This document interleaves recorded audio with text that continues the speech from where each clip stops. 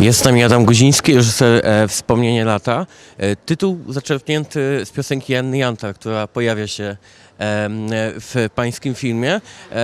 Dlaczego w ogóle wykorzystuje ją tutaj pan i dlaczego wraca pan właśnie do końcówki lat 70. i opowiada historię przedstawioną w filmie? Jak sam tytuł wskazuje, jest to rodzaj wspomnienia, powrotu do pewnego czasu. Jest to rodzaj takiego, bym powiedział, takiej klamry dystansu pewnego do tej historii. Bym powiedział takiego autorskiego, bo go oczywiście nie ma w filmie.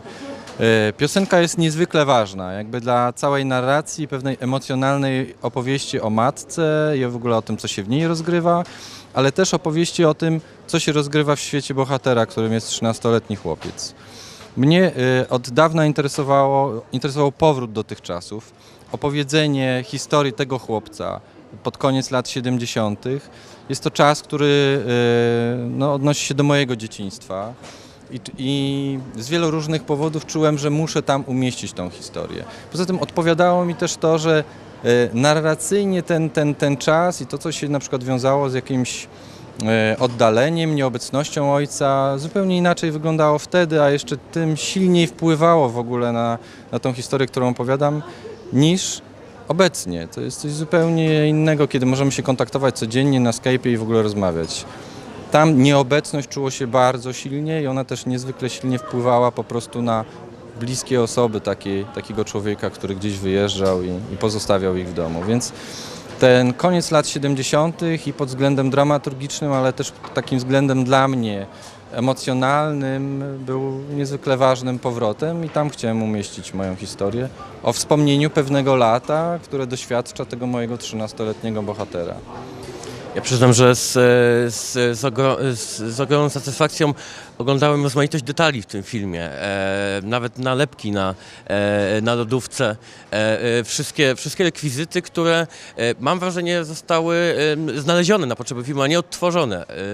Czy tutaj były jakieś pańskie sugestie, czy to wszystko już była brocha ludzi od dekoracji właśnie, dekoratorów, scenografów? Powiem tak.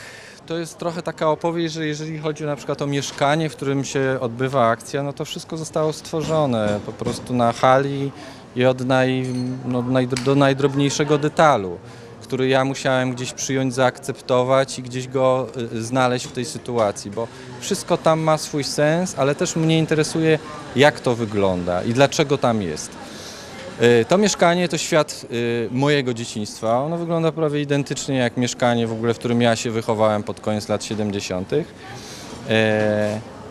A ten świat zewnętrzny, w którym rozgrywa się akcja, no to wymagał dużej uwagi pod takim kątem scenograficznym.